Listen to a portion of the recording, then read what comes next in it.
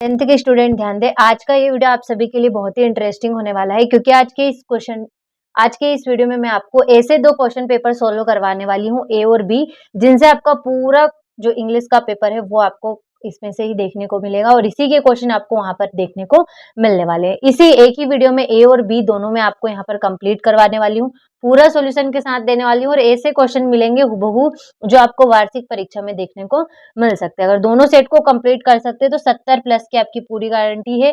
देखिए, तो बिना किसी टाइम वेस्ट के इन पेपरों को अच्छे से समझिएगा, कंप्लीट करिएगा, फुल सॉल्यूशन के साथ मैं आपको यहाँ पर बताऊंगी। तो सबसे पहले हम हमारा सेट बी कंप्लीट करेंगे।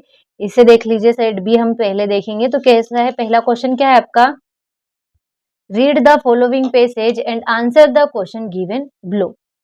के क्वेश्चनों को देख लेते हैं कि किस तरह के क्वेश्चन इसमें हमसे पूछे गए हैं। तो देखिए, इसका पहला क्वेश्चन है आपका, Alexander Fleming was fond of, यानी कि जो एलेक्जेंडर फ्लेमिंग था उनको क्या पसंद था। तो इसमें सी वाला आएगा, स्विमिंग उनको करना बहुत ही पसंद था। अगला आपका, he had to work to earn his living when he was in, यानी कि वे अपनी जीविका जब पैसे कमाने लगे थे जब वो कितने वर्ष के थे। तो ही टीन्स टीनेजर में थे वो, उनकी ज्यादा उनकी उम्र नहीं हुई थी। ए वाला इसका राइट रहेगा। अगला है आपका, what influenced Alexander Fleming decision to leave his job at the shipping office, यानी कि अलेक्जेंडर फ्लेमिंग के शिपिंग कार्यालय में अपनी नौकरी छोड़ने का निर्णय की किन कारणों के कारण उन्होंने उनकी नौकरी छोड़ दी। तो किसके कारण, अ रिलेटिव डेथ एंड इनहेरिटेंस, यानी कि उनके जो करीबी रिश्तेदार थे उसकी डेथ हो गई थी, इस कारण से उन्होंने नौकरी छोड़ दी थी। अगला आपका, what does uninteresting mean in the context of Alexander Fleming's job at the shipping office. तो इसका ए वाला रहेगा, बोरिंग रहेगा। अगला है आपका, Alexander Fleming join for his medical training, यानी कि जो अलेक्जेंडर फ्लेमिंग थे उन्होंने अपनी चिकित्सक प्रशिक्षण के लिए दाखिला कब लिया था, कहां पर लिया था। तो उन्होंने लिया था एसटी मेरीज हॉस्पिटल में। डी वाला इसका राइट रहेगा। तो देखिए, इस तरीके से 5 क्वेश्चन इसमें हमें दिए गए थे, तो पांचों मैंने आपको सॉल्यूशन के साथ बता दिए हैं। चलिए अगले क्वेश्चन की ओर देख लेते हैं। अगले क्वेश्चन में हमसे क्या पूछा गया है। तो अगला क्वेश्चन क्या है आपका, read the following passage and answer the question given below. तो इसमें भी हमें पहले क्वेश्चन की तरह क्या दिया हुआ है, एक पैसेज दिया हुआ है जिसे आपको अच्छे से पढ़ना है और इसके कुछ क्वेश्चन हमसे पूछे गए हैं, उन्हें हमें आंसर करना है। पहले पैसेज देख लेते हैं, किसके ऊपर पैसेज दिया हुआ है। तो discipline must be enforced early in life, discipline at home make for the future greatness of a boy, यानी कि इसमें आपको अनुशासन के बारे में बात की गई है कि जीवन की शुरुआत में ही अनुशासन लागू करना बहुत ही आवश्यक है और घर का अनुशासन लड़के के भविष्य की महानता का आधार बनता है, यानी कि एक लड़के के लिए अनुशासन बहुत ही आवश्यक है। यह उनके चरित्र का निर्माण करता है, क्या करता है, उनके चरित्र का निर्माण करता है। और बच्चों की आदतें अगर अनुशासित हो तो जिससे वह सुबह जल्दी उठ सकते हैं, उनका पढ़ाई पर ज्यादा ध्यान हो सकता है। यही बात इस पैसेज में बताई गई है अनुशासन के बारे में। चलिए इसके क्वेश्चनों को देख लेते हैं, क्वेश्चन किस तरीके के क्वेश्चन हमसे इसमें पूछे गए। तो पहला क्वेश्चन क्या है आपका, what does discipline do for a child. तो डिसिप्लिन, तो देखिए क्या बताया गया है कि डिसिप्लिन जो अनुशासन है वो बच्चे के लिए किस तरह काम करता है। तो इसका जो राइट आंसर रहेगा वो रहेगा आपका, A forms character and make human fit citizen. A वाला इसका राइट रहेगा। आगे बढ़ते हैं, अगला क्वेश्चन क्या है इसमें कि what else does a child pick up when he is allowed to do what he likes. तो इसमें क्या हो जाएगा, because wayward, because becomes a wayward. C वाला इसका राइट रहेगा। अगला है आपका, व्हाट आर गुड हैबिट्स, यानी कि अच्छी आदतें क्या होती है, अच्छी आदतें तो होती है आपकी avoid thing that are injurious, ये सी वाला राइट रहेगा। अगला है आपका, which of the following is the appropriate title for the above text. तो इसमें क्या होगा आपका, इसमें टेक्स्ट किसके बारे में दिया गया है, तो डिसिप्लिन के बारे में दिया गया है, किसकी महत्वपूर्णता के बारे में, तो इंपॉर्टेंस ऑफ डिसिप्लिन। अगला आपका, व्हाट डज स्पॉइल्ड मीन्स, तो स्पॉइल्ड का मतलब क्या होता है? स्पॉइल्ड का मतलब होता है डिस्ट्रॉयड, यानी कि नष्ट करना। डिस्ट्रॉयड सी वाला इसका राइट रहेगा। तो देखिए इस तरीके से जो दूसरा क्वेश्चन का सॉल्यूशन था वो भी मैंने आपको अच्छे से कंप्लीट करा दिया है। चलिए अगले प्रश्न की ओर बढ़ते हैं। तो तीसरे क्वेश्चन में क्या दिया हुआ है आपको कि read the following passage, make notes on it and also give a suitable title. तो देखिए यहाँ पर जो है आपको एक पैसेज दिया हुआ है जिसे आपको अच्छे से पढ़ना है, केयरफुली पढ़ना है इसको, और जिसके ऊपर भी ये पैसेज दिया है उसका टाइटल बनाकर लिखना है और कुछ इंपॉर्टेंट पॉइंट छाटकर यहाँ पर नोट्स आपको बनाना है। जब भी आप पैसेज पढ़ेंगे आपको थोड़ा बहुत आइडिया हो जाएगा किसके बारे में इसमें बात की गई है। तो देखिए एक दो लाइन में आपको पढ़कर बता देती हूँ कि जिससे आपको थोड़ा आइडिया हो जाए कि किस तरीके से आपको इसको सॉल्यूशन करना है। तो देखिए क्या है आपका, the heart is the one of the most vital component of human body. Human body यानी कि मनुष्य शरीर के बारे में बात की गई और उसके अंदर किसके बारे में बात की गई है? हार्ट यानी कि हृदय की। The heart of the human body has the continuous job to keep oxygen rich blood flowing through the body, यानी कि जो इसमें किसके बारे में बात की गई, इसमें ह्यूमन हार्ट के बारे में बात की गई है। तो चलिए इसका सॉल्यूशन हम देख लेते हैं कि किस तरीके से इसका आंसर होने वाला है। तो देखिए इस तरीके से क्वेश्चन तीसरा होगा। टाइटल क्या होगा आपका? Importance of human heart. तो देखिए इस तरीके से टाइटल हो जाएगा जिसके बारे में दिया गया ह्यूमन हार्ट के बारे में। नोट्स बनाना, पहला पॉइंट क्या दिया है? Role of the human heart, यानी कि जो ह्यूमन हार्ट का क्या रोल है हमारी बॉडी में, तो one of the most vital organ of the human body. दूसरा स्टार है continuously pump oxygen rich blood, यानी कि लगातार चलता रहता है और ऑक्सीजन और ब्लड को हमारे शरीर में पहुंचाता है। अगला आपका need of oxygen, brain cell service only 4-5 minutes without oxygen, lack of oxygen lead to death of the body. तीसरा पॉइंट है आपका causes of heart disease, damage of valves, damage to heart muscles and faulty pacemaker. इस तरीके से ये रहेगा आपका तीसरे क्वेश्चन का आंसर। तो अच्छे से स्क्रीनशॉट ले लीजिए ताकि कंप्लीट करने में कोई प्रॉब्लम ना हो। सरल भाषा में लेकर आई हूं ताकि जल्दी आपको याद हो जाए और कोई प्रॉब्लम ना हो। चलिए अगले क्वेश्चन की ओर बढ़ते हैं। देखिए चौथा क्वेश्चन क्या दिया हुआ है आपका, write an application to your principal to issue a character certificate. यहाँ पर आपको अपने प्रिंसिपल को आपके करेक्टर सर्टिफिकेट के लिए एप्लीकेशन लिखना है। इसी के अथवा में क्या दिया हुआ है, write a letter to your friend father telling him about your study. यहाँ पर आपको अपने फादर को लेटर लिखना है अपनी पढ़ाई के बारे में बताने के लिए। तो चलिए दोनों का सॉल्यूशन साथ में देख लेते हैं। यहाँ से जो है आपकी एप्लीकेशन होने वाली है। सबसे पहले to the principal government high secondary school Jabalpur Madhya Pradesh. Subject जिसके ऊपर भी एप्लीकेशन लिख रहे हैं उसे हमें सब्जेक्ट बना के लिखना है। यहाँ पर हम करेक्टर सर्टिफिकेट के लिए लिख रहे हैं तो an application for character certificate. Sir I beg to state that, मैं आपसे कहना चाहता हूं दैट की I have passed my high secondary examination. यहाँ पर आप वर्ष लिख दीजिएगा, यानी कि मैंने अपनी जो हाई सेकेंडरी एग्जामिनेशन थी वो पास कर चुकी हूँ। फ्रॉम योर स्कूल, आपके स्कूल से। I am in search of job, यानी कि मैं एक जॉब की तलाश में हूँ। सो इसीलिए I am in need of my character certificate, यानी कि मुझे अपने कैरेक्टर सर्टिफिकेट की जरूरत है। Kindly issue me the character certificate, तो कृपया मेरा कैरेक्टर सर्टिफिकेट इशू करें। डेट लिख देनी है, योर ओबिडेंटली, आपकी आज्ञाकारी, जो भी यहाँ पर नाम हो। अगर आपको क्वेश्चन में नाम दिया हो तो वो आप यहाँ पर डालिएगा, अदरवाइज आप अपना नाम भी यहाँ पर लिख सकते हैं, कोई प्रॉब्लम नहीं होगी। तो देखिए इस तरीके से जो है आपको एप्लीकेशन लिखना है। सबसे पहले एप्लीकेशन में कॉमा का ध्यान रखना है, देन आपको सीध का ध्यान रखना है और ऐसे इस तरीके से लिखना है ताकि थोड़ा सा क्लियर दिखे सब कुछ। तो इस तरीके से जो है एप्लीकेशन को आपको लिखना है। To the principal government high secondary school Jabalpur, subject लिखना है और ये इस तरीके से लिखना है। चलिए एप्लीकेशन का अच्छे से स्क्रीनशॉट ले लिया हुआ। अगले क्वेश्चन की ओर बढ़ते हैं बिना किसी टाइम वेस्ट किए। ज्यादा टाइम नहीं लूंगी आपका, ताकि आप उस टाइम को कंप्लीट करने में लगा सके क्वेश्चनों को और आपका टाइम भी यूज हो सके। तो देखिए लेटर में सबसे पहले आपको क्या डाल देना है, किसी भी तरह का लेटर हो सबसे पहले क्या आएगा, सबसे पहले आएगा उसका एड्रेस आएगा। एड्रेस लिख दिया, उसके बाद क्या आएगी, उसके बाद आएगी उसकी डेट डाल देनी है। रिस्पेक्टेड फादर, आदरणीय पिताजी। Regard, I am quite well here, मैं यहाँ पर ठीक हूँ। I hope you are also in good health, आप भी वहां पर स्वस्थ होंगे। आई एम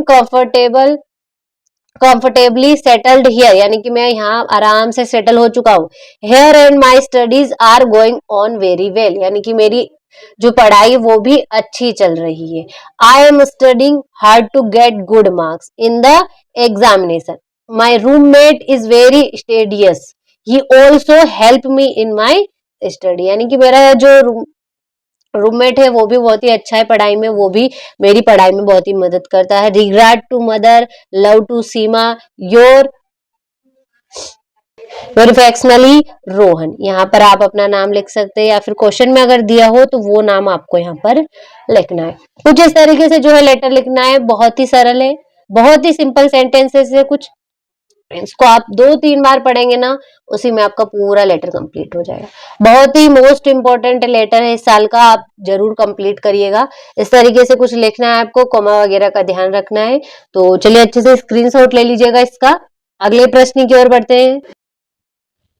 5वां जो क्वेश्चन है वो है आपका, write an essay on the any one of the following topic in about 150 words. तो देखिए यहाँ पर हमें 4 टॉपिक दे रखे हैं, किसी एक टॉपिक पर आपको ऐसे लिखना है, और इसी के अथवा में क्या दिया हुआ है, write a paragraph on any one of the following topic in about 150 words. यहाँ पर भी हमें टॉपिक दे रखे हैं, 4 टॉपिक हैं, किसी एक के ऊपर यहाँ पर आपको पैराग्राफ लिख देना है। तो देखिए इसका सॉल्यूशन मैंने आपको सेट ए में पूरा अच्छे से कंप्लीट करवा दिया है, तो अच्छे से कंप्लीट कर लीजिएगा। अगले क्वेश्चन की ओर बढ़ते हैं। तो छठा क्वेश्चन क्या है आपका, give the visual input even below and produce a small paragraph in about 75 words.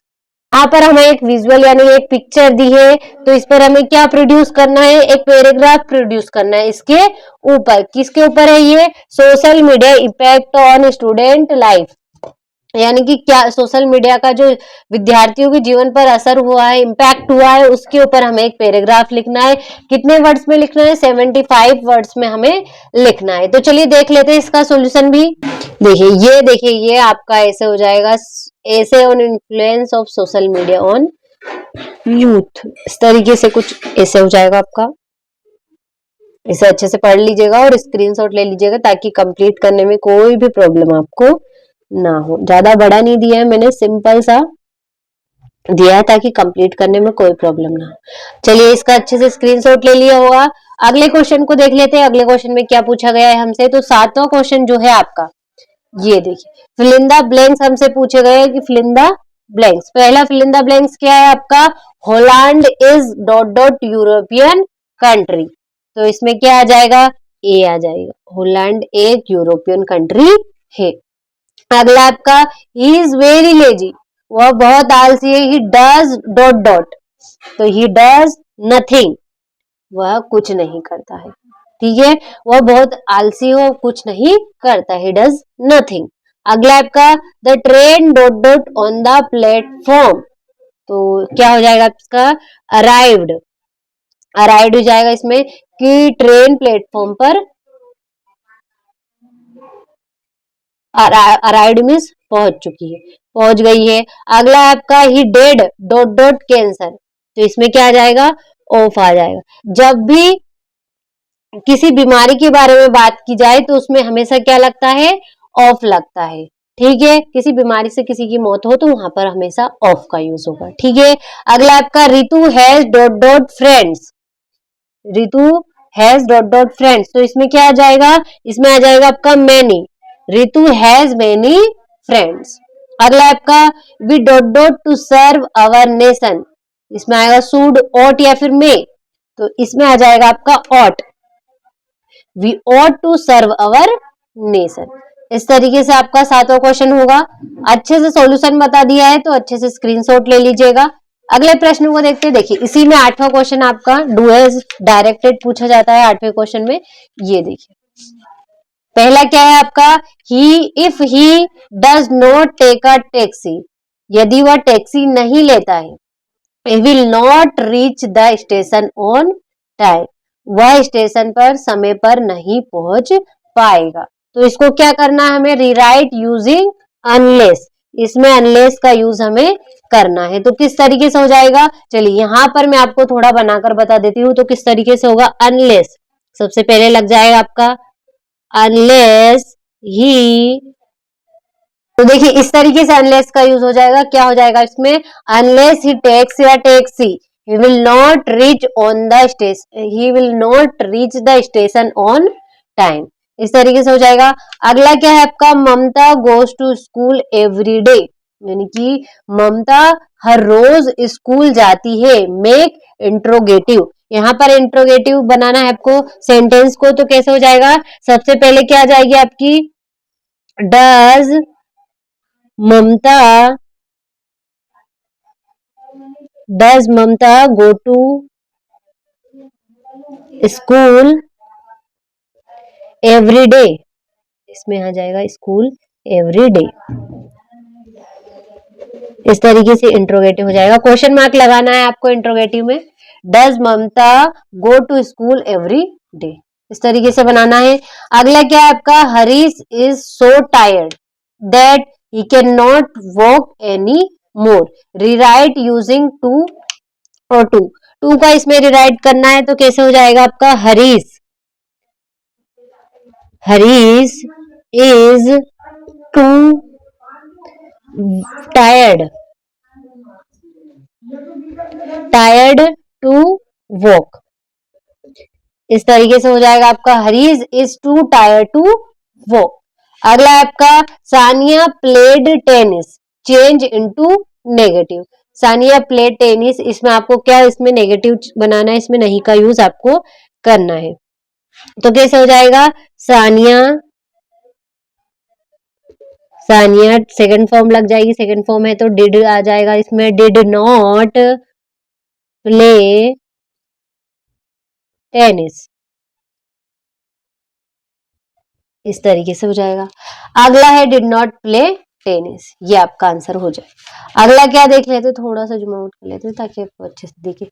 आगे आपका, he was painting a portrait, he was painting a portrait का किस में चेंज करना है, पैसिव वॉइस में चेंज करना है आपको, तो किस तरीके से हो जाएगा, a portrait, a portrait was being painted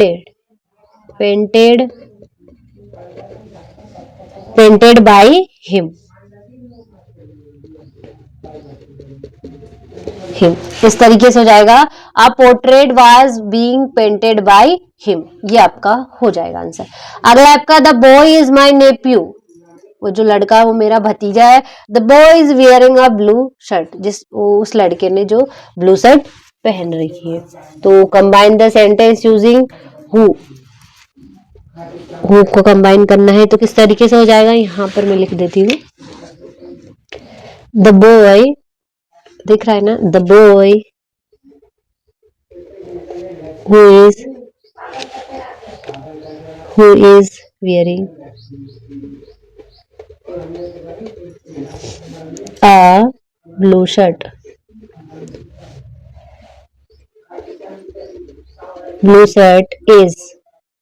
is my nephew,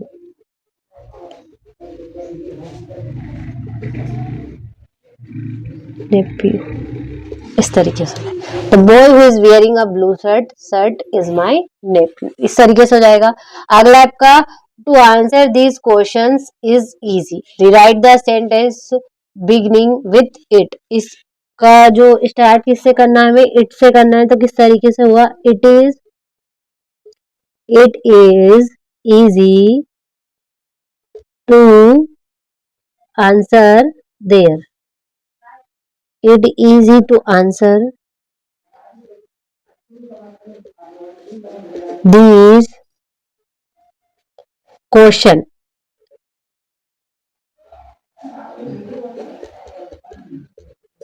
इस तरीके से इसका आंसर हो जाएगा, it is easy to answer these question, ठीक है। इस तरीके से देखिए आपका जो 8वां क्वेश्चन था उसका मैंने आंसर करवा दिया, ये देखिए सभी का आंसर दिख रहा है, अच्छे से इसका स्क्रीनशॉट ले लीजिए। अगले प्रश्न की ओर बढ़ते हैं।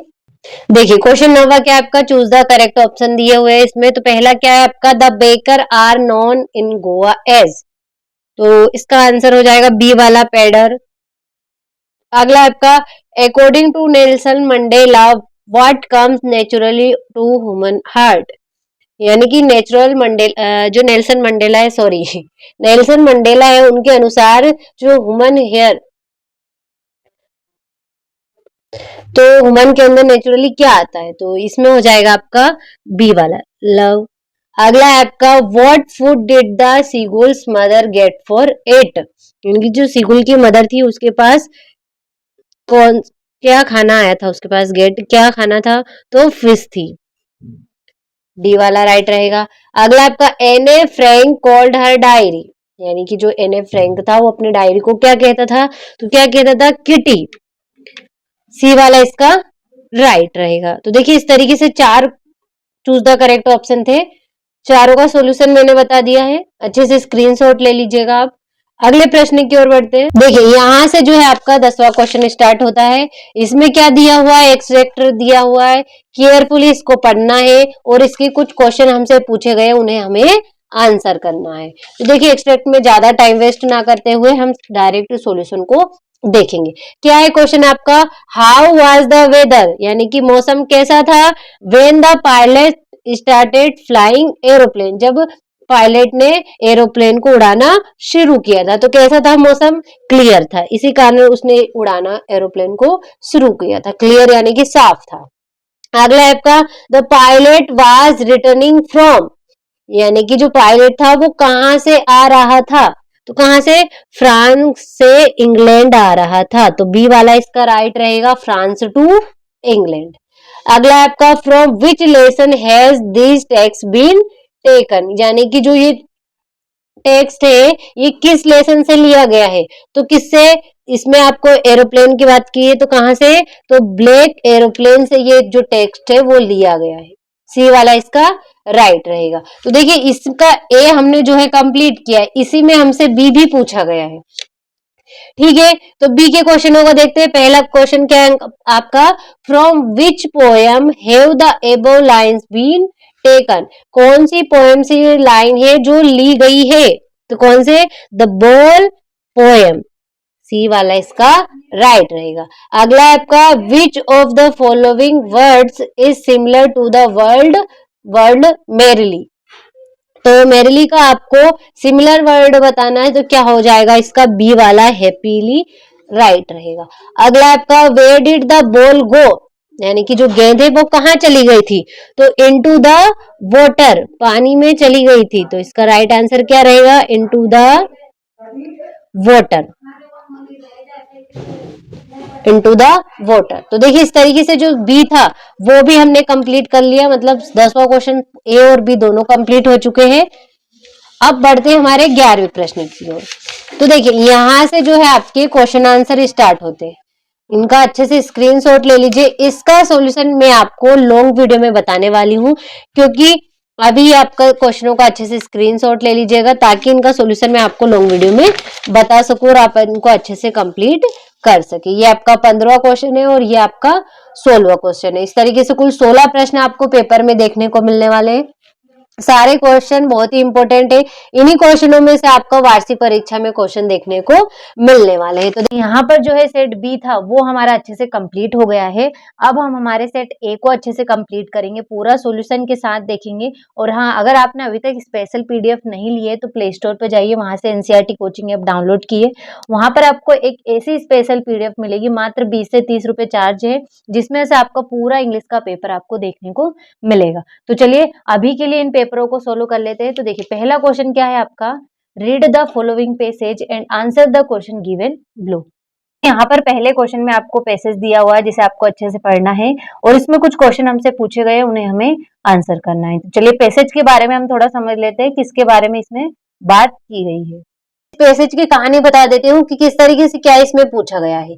तो देखिए क्या पूछा गया है, पहले पैसेज को थोड़ा बहुत पढ़ लेते ताकि आइडिया हो जाए हमें। तो देखिए लॉन्ग एगो इन मंगोलिया, यानी कि बहुत समय पहले मंगोलिया में, there live an empire who feared growing old, यानी कि बहुत समय पहले मंगोलिया में एक सम्राट रहता था, हु फेयर्ड ग्रोइंग ओल्ड, यानी कि जिसे वह बूढ़े होने से उसे डर लगता था। वन डे, एक दिन, he saw an old man in the street.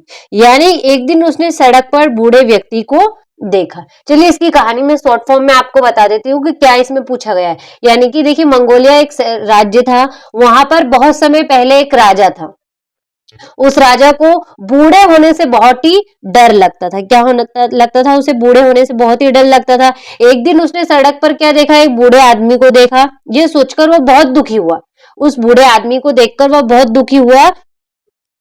उसने उस बूढ़े आदमी को देखते ही उसने राज्य में आदेश दे दिया कि जितने भी राज्य में बूढ़े लोग हैं उनको अपना यह राज्य छोड़ना पड़ेगा। यानी कि उसने अपने राज्य से सारे बूढ़े आदमियों को एक तरह से भगा दिया।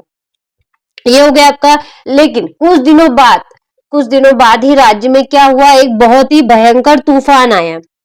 उस तूफान जो था वो बहुत ही भयंकर था। उसके तूफान की चपेट में राजा का राज्य महल भी आ गया। उस चपेट में राजमहल में क्या क्या नुकसान हो गया? सारा सामान राजा का उड़ गया और उड़ने के साथ साथ उसका जो एक कीमती घड़ा था राजा के पास, जो किसका था? सोने का था। वो बहुत ही कीमती था, वो तूफान अपने साथ उड़ा के ले गया। राजा को वो जो घड़ा था वो बहुत ही प्रिय था। उसके लिए तूफान के थमने के बाद राजा ने राज्य में ऐलान कर दिया कि जो भी उसके कीमती घड़े को ढूंढ कर लाएगा उसको बहुत ही बड़ा इनाम मिलेगा। सब लोग घड़े को ढूंढने लगे लेकिन घड़ा कहीं भी नहीं मिला। लेकिन पास ही के एक झील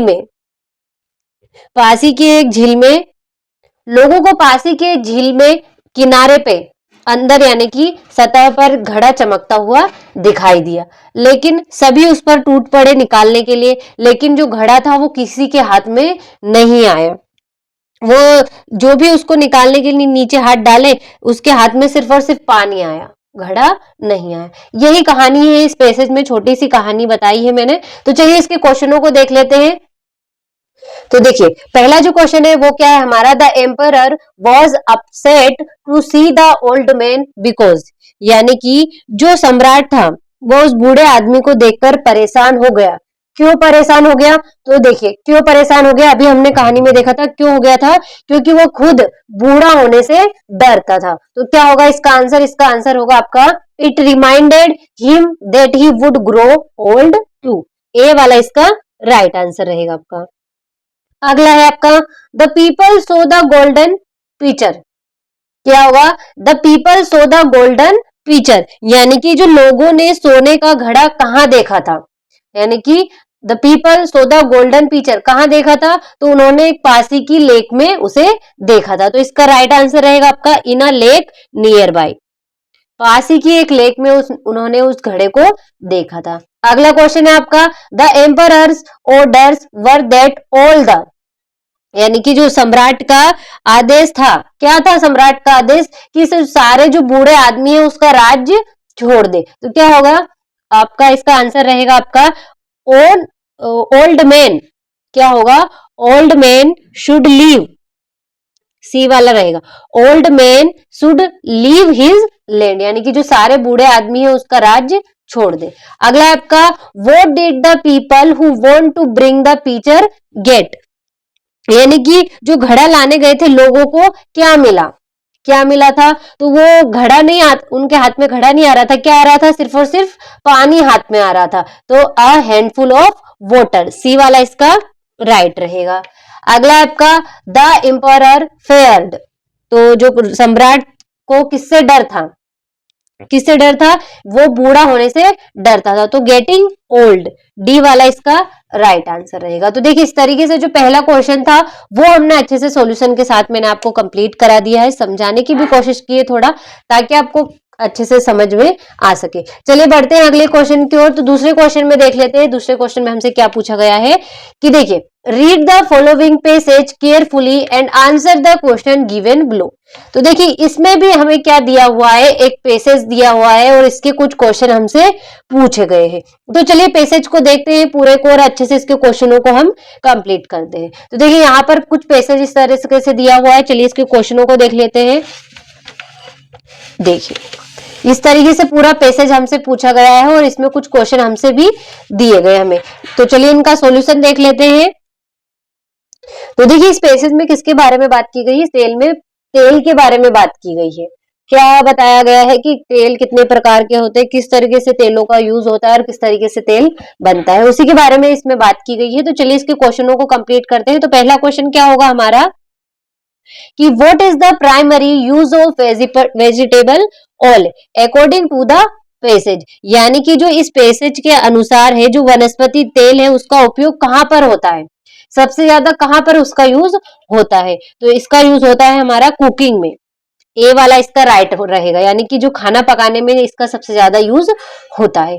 अगला क्वेश्चन है आपका which type of oil is often referred to by politician and engineers, यानी कि जो राजनीतिक और इंजीनियरों द्वारा अक्सर किस प्रकार का तेल का उल्लेख किया जाता है। तो कौन से तेल का, मिनरल ऑयल का, बी वाला राइट रहेगा। मिनरल वाटर होता था पहले, लेकिन अब क्या होने लगा है, मिनरल ऑयल भी होने लगा है। तो चलिए अगला क्वेश्चन है आपका the mineral oil when refined into petrol has contributed to the development of तो इसका क्या होगा, जो खनिज तेल ने भूमि और समुद्र पर युद्ध के तरीकों को कैसे बदल दिया, तो इसका राइट रहेगा आपका बाय। तो देखिए अगला क्वेश्चन क्या है आपका the mineral oil when refined into petrol has contributed to the development of, तो जो है खनिज तेल है उसको परिष्कृत करके पेट्रोल बनाने में निम्नलिखित विकास का योगदान कैसे रहा। तो इसका जो रहेगा वो आपका सी वाला रहेगा, मोटर कार्स, सी वाला इसका राइट आंसर रहेगा। अगला आपका how has mineral oil changed the method of warfare on the land and sea, यानी कि जो खनिज तेल ने भूमि और समुद्र के युद्ध के तरीकों को कैसे बदल दिया, तो इसका जो राइट आंसर रहेगा वो रहेगा आपका सी वाला, तो by fuelling tanks airplanes and warships, C वाला इसका राइट आंसर रहेगा। अगला क्वेश्चन है आपका why do many big ships now burn oil instead of coal, यानी कि जो आजकल कई बड़े जहाज है वो कोयले की जगह तेल को क्यों जलाते हैं। तो इसका राइट आंसर रहेगा आपका because it is a superior fuel, क्या रहेगा इसका, सी वाला राइट रहेगा, because it is a superior fuel, C वाला इसका राइट आंसर रहेगा। तो देखिए इस तरीके से जो था हमारा दूसरा क्वेश्चन वो भी हमने अच्छे से कंप्लीट कर लिया है। अब हमारे अगले क्वेश्चन की ओर बढ़ते हैं। तो देखिए यहां से जो है हमारा तीसरा क्वेश्चन स्टार्ट होता है। तो क्या दिया हुआ है तीसरे क्वेश्चन में कि read the following passage carefully, make notes and supply a suitable title. तो देखिए यहाँ पर हमें को एक पैसेज दिया हुआ है, तो इस पर क्या करना है, इस पैसेज को पहले तो केयरफुली पढ़ना है, हमें क्या करना है, read the following passage carefully, make notes और कुछ नोट्स बनाने, and supply a suitable title और एक टाइटल को सप्लाई करना है। देखिए यहाँ पर क्या करना है, हमें सीधा सीधा कि इस पैसेज को पढ़ना है और इसके ऊपर क्या बनाना है, एक टाइटल बनाना है। टाइटल किस तरीके से बनाना है, जिसके ऊपर भी ये पैसेज हमें दिया हुआ है हमें पढ़कर पता लग ही जाएगा कि किसके बारे में इस पैसेज में बात की गई, क्या बताया गया है। तो जिसके ऊपर भी ये पैसेज हमें दिया है उसका क्या बनाना, हमें टाइटल बना के लिखना है, प्लस कुछ इंपॉर्टेंट पॉइंट छाटकर हमें यहाँ पर नोट्स बनाना है। तो इस तरीके से जो है क्वेश्चन तीसरे को हमें यहाँ पर कंप्लीट करना है। तो चलिए इसका सॉल्यूशन देख लेते हैं डायरेक्ट किस तरीके से मैंने यहाँ पर इसको किया हुआ है। तो चलिए देख लेते हैं। देखिए यहाँ से जो है आपका तीसरा क्वेश्चन स्टार्ट है। टाइटल क्या है आपका, walking holidays, fun, fitness and culture. तो यहाँ पर हॉलीडे और फिटनेस के बारे में इस पैसेज में बात की हुई है। देखिए यहाँ पर मैंने इस तरीके से कुछ नोट्स इसके छाटे। पहला पॉइंट बनाया है travel planning and usual practice, इसमें कुछ हमने स्टार बना के लिखे हैं। People prefer hazel free travel, दूसरा स्टार बनाया है एडवांस बुकिंग बाय ट्रेन, बस और एयर। अगला है aim is comfort before starting vacation. इसी तरीके से दूसरा नोट्स बनाया है, क्या बनाया है, walking as a holiday option, इसमें भी स्टार बना के लिखे।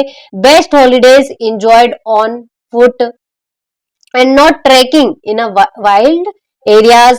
एंड अगला है walking instead of bus train and, और यहाँ पे इस तरीके से आपका है बस ट्रेन और टैक्सी। तो देखिए इस तरीके से जो तीसरा क्वेश्चन है उसका मैंने आंसर यहाँ पर बनाया हुआ है। तो अच्छे से स्क्रीनशॉट ले लीजिएगा और अच्छे से इसको कंप्लीट कर लीजिएगा। चलिए अब बढ़ते हैं अगले क्वेश्चन की ओर।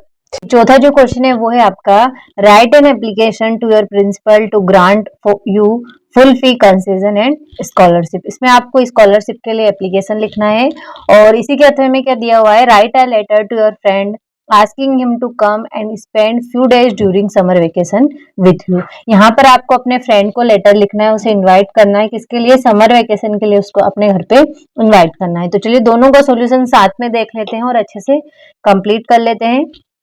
देखिए यहां से जो है आपकी एप्लीकेशन स्टार्ट होती है, application for full fee concession. Scholarship के लिए एप्लीकेशन है। सबसे पहले to the principal government high secondary school Khadi, यहाँ पर लिखना है। सब्जेक्ट क्या है हमारा, जिसके ऊपर भी हम एप्लीकेशन लिख रहे हैं उसको हमें सब्जेक्ट बनाकर लिखना है। सबसे पहले क्या है subject, N application for full fee concession यानी कि स्कॉलरशिप। इस तरीके से आगे बढ़ना है। सर आई बेग टू से, मैं आपसे कहना चाहती हूँ दैट कि I am a student of class 10th in your school, यानी कि मैं कक्षा 10 की आपके स्कूल में कक्षा 10 की छात्रा हूं। My father is a poor farmer, मेरे पिताजी एक गरीब किसान है। His income is 100 per month, यानी कि उनकी जो आय है वो क्या 1000 प्रति माह है। सो ही इज अनेबल टू पे माई स्कूल फीस, यानी कि इसीलिए वे मेरी स्कूल फीस जमा करने में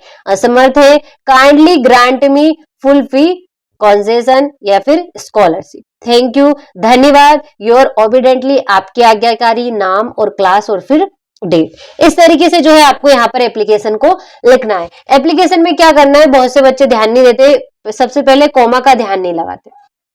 सबसे पहले आपको कोमा का ध्यान देना है, देन एप्लीकेशन को इस तरीके से सीध में लिखना है ताकि आपको एग्जामिनर देखते से ही एप्लीकेशन के सारे नंबर दे दे। बिल्कुल क्लीन होनी चाहिए, साफ सुथरी राइटिंग में लिखना है। तो चलिए मैं एक बार और आपको पढ़कर बता देती हूँ ताकि अगर थोड़ा बहुत भी डाउट हो तो वो क्लियर हो जाए। To the principal government high secondary school Khadi, subject है an application for full fee scholarship.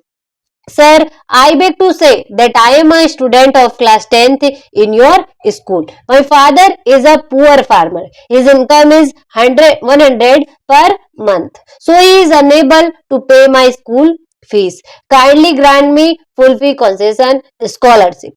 Thank you, your obediently. यहाँ पर आप अपना नाम भी लिख सकते हैं और अगर आपको क्वेश्चन में नाम दिया हुआ है तो वो आपको यहाँ पर लिखना है, क्लास डाल देनी है और फिर डेट डाल देनी है। इस तरीके से जो है आपको यहाँ पर एप्लीकेशन को लिखना है। तो अच्छे से स्क्रीनशॉट ले लीजिएगा।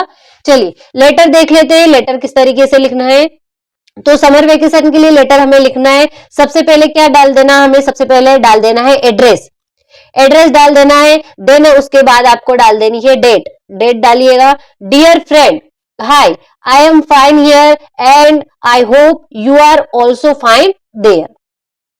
Your examination is over now and mine also. Why do you not come here for a week? Last year I spent my summer vacation with you at your home at Saket Nagar in Bhopal. This year want that you spend your holiday with me at my home. This we shall go to temple of Mahakaleshwar and other holy places. So please do come, waiting friend Saloni. तो देखिए इस तरीके से जो है आपको यहाँ पर लेटर लिख देना। एक बार मैं हिंदी अनुवाद में समझा देती हूँ ताकि अगर कोई भी डाउट हो तो वो आपका क्लियर हो जाए। Hi, I am fine here and I hope you are also fine there, यानी कि मैं यहाँ पर ठीक हूँ और आशा करती हूँ कि तुम भी वहां पर ठीक होगी। Your examination is over now, यानी कि जो तुम्हारी परीक्षा है वो खत्म हो गई है अब। एंड माइन ऑल्सो, और मेरी भी यहाँ। Why do you not come here, क्यों नहीं तुम यहाँ पर आती। फॉर अ वीक, एक हफ्ते के लिए। लास्ट ईयर, यानी कि अगले साल। I spend my summer vacation with you, यानी कि मैंने अपना समर वेकेशन किसके साथ व्यतीत किया था, तुम्हारे साथ किया था।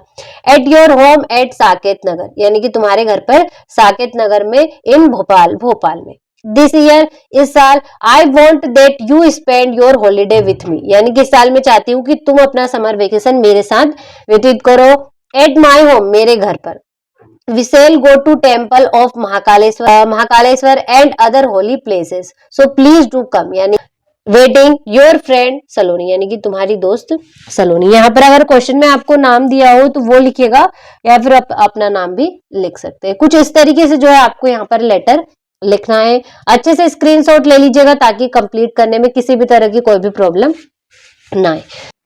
चलिए अब पांचवा क्वेश्चन देख लेते हैं। तो पांचवे क्वेश्चन में क्या दिया हुआ है आपको, right an essay on the any one of the following topic in about 150 words. तो देखिए यहाँ पर हमें 4 टॉपिक दे रखे हैं, किसी एक टॉपिक पर आपको यहाँ पर ऐसे लिखना है। और इसी के अंत में क्या दिया हुआ है, पैराग्राफ दिया है। पैराग्राफ भी हमें यहाँ पर 4 टॉपिक दे रखे, किसी एक टॉपिक पर यहाँ पर पैराग्राफ लिखना है। तो दोनों का सोल्यूशन हम अच्छे से कंप्लीट करेंगे। सबसे पहले किसका देख लेते हैं, computer and mobile modern need. इसका आंसर देख लेते हैं सबसे पहले।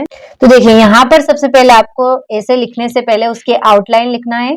आउटलाइन में क्या लिखेंगे, सबसे पहला पॉइंट इंट्रोडक्शन लिखेंगे, दूसरा लिखेंगे यूज इन डेली लाइफ, तीसरा है आपका यूज इन एजुकेशन, चौथा रहेगा आपका कम्युनिकेशन एंड एंटरटेनमेंट, एंड पांचवा है आपका एडवांटेज एंड डिसएडवांटेज, और छठा है आपका कंक्लूजन। तो देखिए इस तरीके से सबसे पहले आपको आउटलाइन लिखनी है, देन फिर आपको पहला पॉइंट डालना है इंट्रोडक्शन। इंट्रोडक्शन यानी कि परिचय। Computer and mobile are very important modern life, यानी कि जो कंप्यूटर और मोबाइल है वो बहुत ही महत्वपूर्ण है मॉडर्न लाइफ के लिए। They have changed our lifestyle, वो हमारी लाइफस्टाइल को बदल देते हैं। Today almost every person use a mobile phone और कंप्यूटर, यानी कि आज की दुनिया में ज्यादातर लोग इसका मोबाइल और कंप्यूटर का यूज करते हैं। इस तरीके से इंट्रोडक्शन हो जाएगा। दूसरा पॉइंट क्या है आपका, यूज इन डेली लाइफ। ये यहाँ पर we use computer in office, banks, shops and hospitals, यानी कि जो हम कंप्यूटर का यूज कहाँ कहाँ करते हैं, ऑफिस में करते हैं, बैंक में करते हैं, शॉप में और हॉस्पिटल में भी किया जाता है। Mobile phones helps in online payment, shopping and money daily work, and they make our life easy and fast, यानी कि जो कंप्यूटर और मोबाइल है वो हमारी जिंदगी को बहुत ही आसान बना देते हैं। दूसरा पॉइंट हो गया।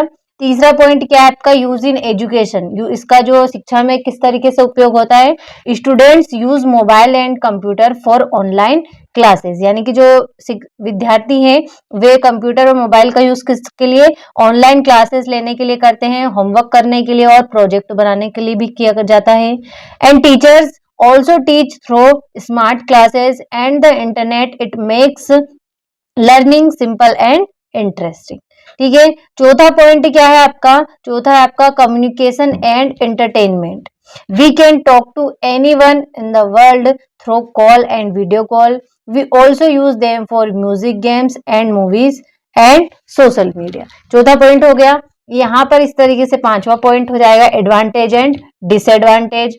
They save time and give knowledge, but overuse causes eye problems and wastes time। ठीक है। ये आपका छठा हो गया। कंक्लूजन में है, computer and mobile are modern need, we should use them properly and wisely. तो देखिए इस तरीके से ये आपका computer and mobile modern need का जो ऐसे था वो मैंने आपको यहाँ पर अच्छे से कंप्लीट करा दिया है। स्क्रीनशॉट ले लीजिएगा इसका अच्छे से। अगला क्या दिया हुआ है, यहाँ पर हम importance of games and sports का भी देख लेते हैं। तो देखिए यहाँ से जो है importance of games and sports का रहने वाला है। सबसे पहले आपको आउटलाइन लिखना है, देन आपको ये पॉइंट बनाकर लिखना है। तो स्क्रीनशॉट ले लीजिएगा इसका अच्छे से और कंप्लीट कर लीजिएगा। ये इंट्रोडक्शन हो गया। दूसरा फिजिकल हेल्थ, तीसरा आपका मेंटल हेल्थ, सोशल स्किल, पांचवा क्या हो गया, डिसिप्लिन एंड टाइम मैनेजमेंट, छठा है कल्चर एंड कम्युनिटी कनेक्शन, और लास्ट वाला होगा आपका कंक्लूजन। ठीक है। तो अच्छे से स्क्रीनशॉट ले लीजिएगा इसका और अच्छे से कंप्लीट कर लीजिएगा। देखिए यहाँ पर जो है मैंने आपको पांचों क्वेश्चन अच्छे से कंप्लीट करवा दिया है। चलिए अगले क्वेश्चन को देख लेते हैं। तो देखिए यहाँ से इस तरीके से आपको जो है ऐसे लिखना है। सबसे पहले इंपॉर्टेंस ऑफ इंग्लिश के ऊपर देख लेते हैं। तो पहली लाइन क्या है आपकी, English as in an international language, यानी कि जो इंग्लिश है वो एक क्या है, अंतरराष्ट्रीय भाषा है। And it is spoken all over the world, यानी कि ये पूरे देश में बोली जाती है, पूरी दुनिया में बोली जाती है। We can communicate with other countries only when we know English, यदि हमें इंग्लिश याद होगी, हम दूसरे देशों के लोगों से तभी बात कर पाएंगे जब हमें इंग्लिश याद होगी। तो किस तरीके से बोलना है कि we can communicate with other countries only when we know English. English is easy to learn, यानी कि इंग्लिश सीखने में बहुत ही सिंपल है, सरल है। It is the medium of understanding, यानी कि ये समझने का एक माध्यम है। And study of science, technology in trade, commerce, higher technical and scientific studies. It is widely used as communication around the globe.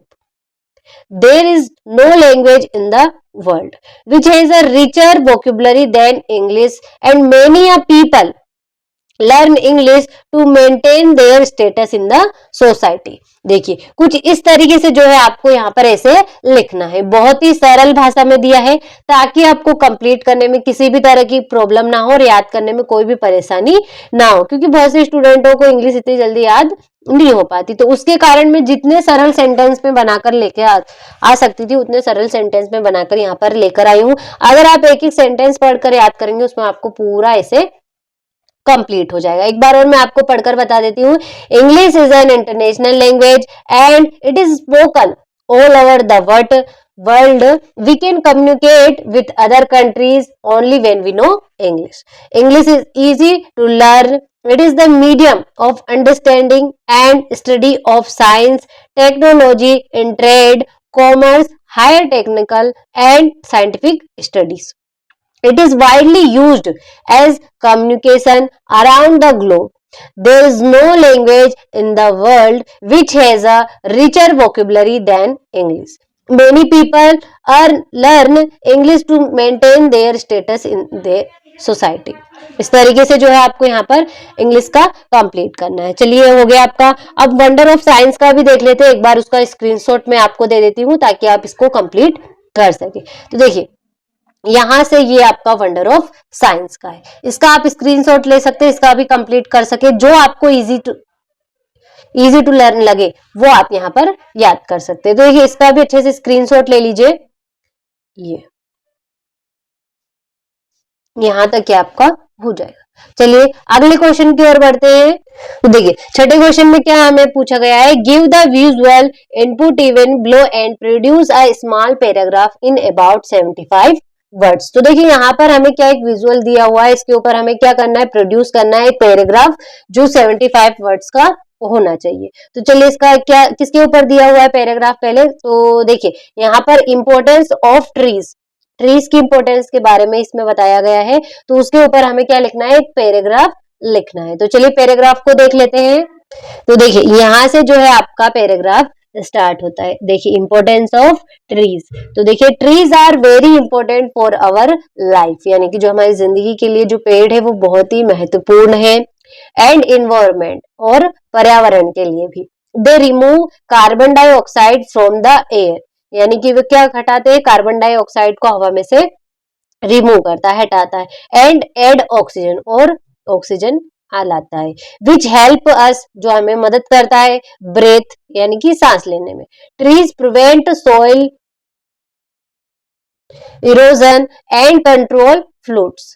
They provide fruits, medicine and would, यानी कि पेड़ जो है हमें क्या प्रोवाइड करते हैं, फ्रूट्स प्रोवाइड करते हैं, मेडिसिन प्रोवाइड करते हैं और वुड यानी कि लकड़ी प्रोवाइड करते हैं, लकड़ी देते हैं। Trees also cool our house and surrounding. Without trees, यानी कि जो पेड़ है वो क्या करते हैं, वातावरण को ठंडा बनाए रखते हैं।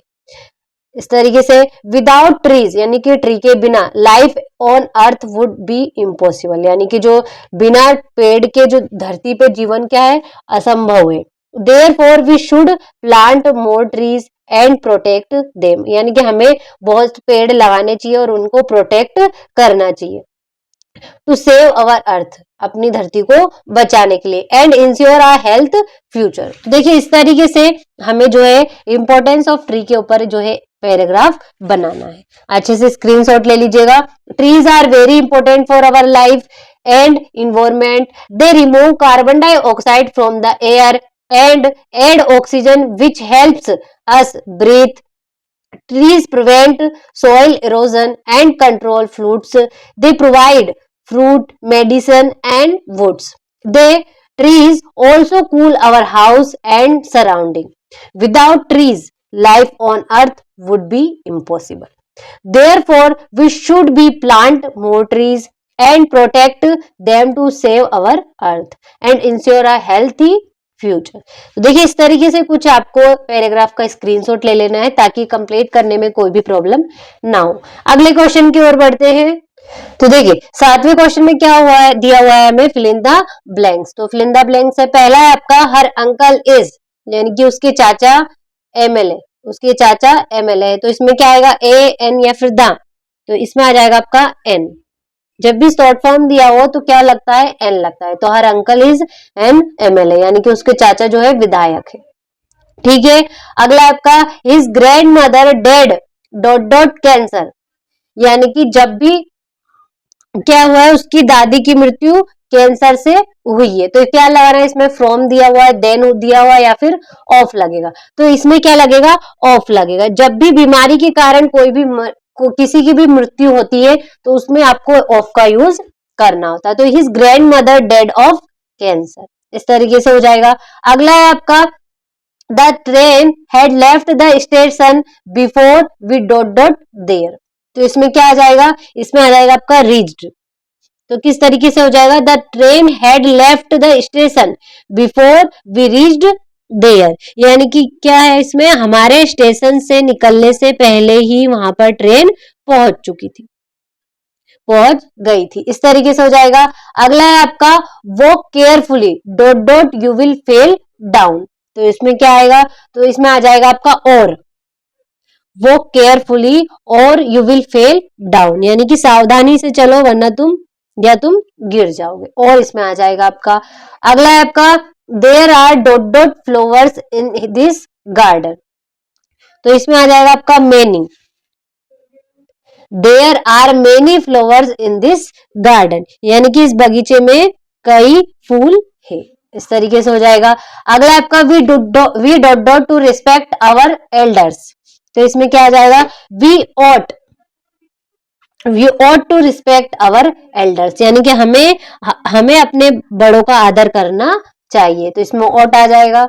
देखिए इस तरीके से जो 7वां क्वेश्चन था वो हो गया आपका, अच्छे से स्क्रीनशॉट ले लीजिए। 8वें क्वेश्चन की ओर बढ़ते हैं। तो पहला क्या है आपका, डू एज डायरेक्टेड दिया हुआ है 8वें क्वेश्चन में। पहला क्वेश्चन क्या है, unless he invites me I want attend the party, rewrite the sentence using if, तो इसमें इफ का यूज करना है। तो क्या है इसका मतलब, जब तक वह मुझे आमंत्रित नहीं करेगा मैं पार्टी में नहीं जाऊंगा। तो इसमें किसका यूज करना है, हमें इफ का यूज करना है और रिराइट इसको लिखना है फिर से। तो किस तरीके से हो जाएगा, तो चलिए देख लेते हैं कि इफ, सबसे पहले क्या लग जाएगा हमारा, इफ लग जाएगा। If he does not, if he does not invite me, if he does not invite me I won't attend the party,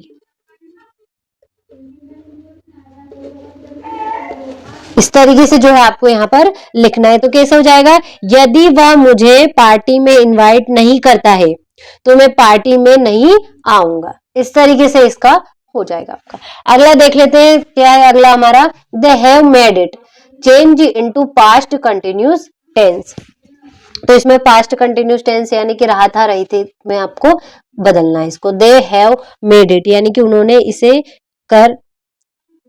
इसे कर दिखाया, तो किस तरीके से हो जाएगा,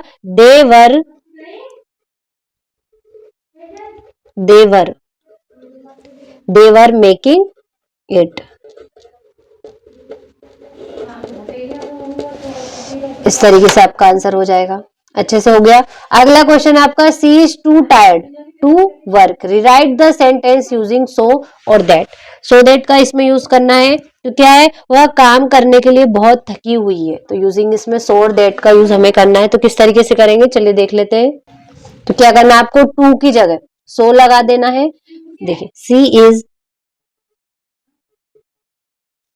सो टायर्ड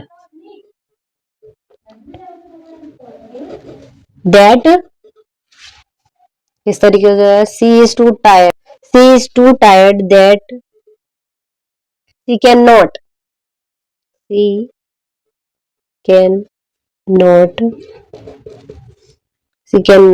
work, यानी कि वह बहुत थकी हुई है कि वह काम भी नहीं कर सकती है, इस तरीके से हो जाएगा। अगला क्या है आपका, he cut his finger, change into negative sentence, तो आपको इसमें नेगेटिव सेंटेंस बनाना है इसका, तो किस तरीके से हो जाएगा, देखिए इसका क्या है, उसने अपनी उंगली काट ली, इसको हमें नेगेटिव बनाना है तो किस तरीके से बन जाएगा, he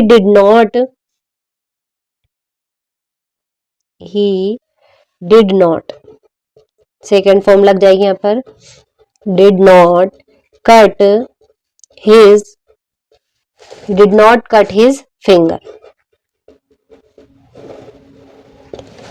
उसने अपनी उंगली नहीं काटी, इस तरीके से इसका नेगेटिव बन जाएगा। अगला क्या है हमारा, Anuj is playing chess, change into passive voice, passive voice में आपको यहाँ पर चेंज करना है तो किस तरीके से चेंज हो जाएगा, तो इसका क्या है, अनुज इज प्लेइंग चेस, यानी कि जो अनुज है वो क्या खेल रहा है, शतरंज खेल रहा है, यानी कि चेस खेल रहा है, तो इसका यहाँ पर लिख देती हूँ मैं, तो क्या हो जाएगा, chess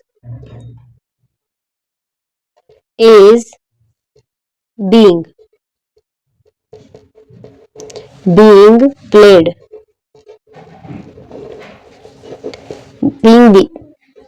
played by Anuj,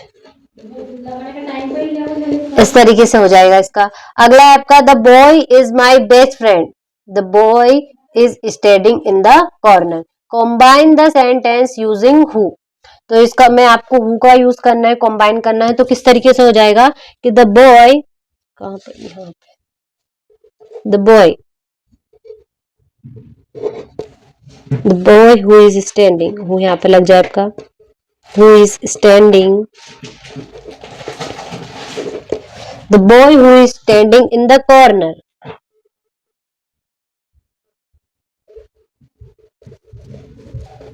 the boy who is standing in the corner is my best friend, is my best friend,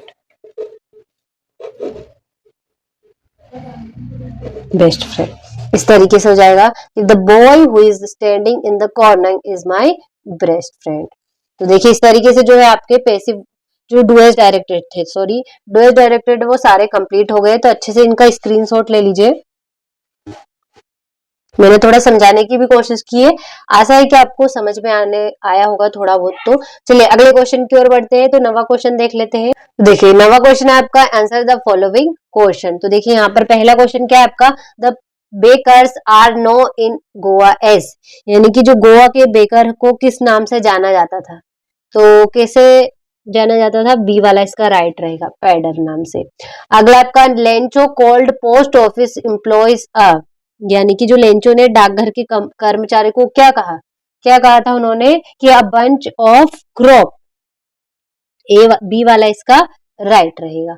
अगला आपका, what food did the seagulls mother get for it, तो कौन सा फूड था, फिश, डी वाला इसका right रहेगा। अगला आपका, एने फ्रैंक कॉल्ड हर डायरी, तो इसमें आ जाएगा किटी, जो एने फ्रैंक था अपनी डायरी को क्या नाम दिया था, तो किटी नाम दिया था उसने। तो देखिए इस तरीके से जो नवा क्वेश्चन था वो हमारा कंप्लीट हो गया। 10वें क्वेश्चन में क्या दिया हुआ है, चलिए देख लेते हैं। तो 10वां क्वेश्चन है आपका, रीड द एक्सट्रैक्ट केयरफुली, यानी कि जो एक्सट्रैक्ट दिया है उसे अच्छे से पढ़ना है carefully, and answer the question, और क्वेश्चनों को आंसर करना है। तो चलिए एक्सट्रैक्ट को देखिएगा अच्छे से, और इसमें कुछ क्वेश्चन हमसे पूछे गए। तो चलिए पहले क्वेश्चन को देख लेते हैं। तो from which lesson has this text been taken, यानी कि जो ये एक्सट्रैक्ट है वो कौन से लेसन से लिया गया है, तो कौन से लेसन से, तो from the diary of Anne Frank, B वाला इसका राइट रहेगा। अगला है आपका, who has more patience than people, तो इसमें हो जाएगा आपका पेपर, बी वाला इसका राइट रहेगा। अगला आपका, which of these words is similar to the word brooding, तो इसका जो राइट रहेगा आपका थॉटफुल, बी वाला राइट रहेगा। तो देखिए इस तरीके से जो 10वें क्वेश्चन का, सॉरी उसमें ए हमसे पूछा गया था, वो हमने अच्छे से कंप्लीट कर लिया है। इसी में हमसे क्या पूछा गया है, इसी में हमसे बी भी पूछा गया है इसी तरीके से। तो चलिए बी को भी देख लेते हैं। तो बी का पहला क्वेश्चन क्या है हमारा, who is the poet of these lines. तो कौन है पोएट, तो इसका हो जाएगा आपका रॉबिन फ्रॉस्ट, सी वाला इसका राइट रहेगा। अगला है आपका what does stand for fire, तो इसका हो जाएगा आपका डिजायर, बी वाला राइट रहेगा। अगला आपका home does the poet support in the above lines, तो इसका हो जाएगा आपका दीज हु फेवर फायर, ए वाला इसका राइट रहेगा। तो देखिए इस तरीके से 10वें का जो ए और बी था वो दोनों ही सॉल्यूशन के साथ कंप्लीट कर लिया है। अब हमारे अगले क्वेश्चन की ओर बढ़ते हैं। तो 11वें क्वेश्चन से क्या होता है, हमारे स्टार्ट क्वेश्चन आंसर स्टार्ट होते हैं। तो इनको आप अच्छे से स्क्रीनशॉट ले लीजिएगा। सारे ही मोस्ट इंपोर्टेंट क्वेश्चन है जो आपकी वार्षिक परीक्षा में बहुत मदद करने वाले हैं। इन्हीं क्वेश्चनों में से क्वेश्चन आपको वहां पर देखने को मिलने वाले हैं। तो चलिए देखिए अच्छे से स्क्रीनशॉट ले लीजिए। 12वां हो गया, 13वां हो गया, यहां से ये 14वां हो गया, 15वां हो गया और ये हो गया आपका 16वां क्वेश्चन। इस वीडियो में मैंने आपको ए और बी दोनों ही साथ में कंप्लीट करवा दी हैं। आई होप कि आपने अच्छे से समझा होगा और कंप्लीट किए होंगे। पूरा सॉल्यूशन के साथ मैंने बताने की कोशिश की है, तो इन क्वेश्चनों को अच्छे से कंप्लीट कर लीजिएगा, क्योंकि यही क्वेश्चन आपको वार्षिक परीक्षा के हॉल में देखने को मिल सकते हैं। सारे रिसर्च के बाद हम क्वेश्चन आप सभी के लिए लेकर आए। तो चलिए मिलते हैं आपसे अगले वीडियो में।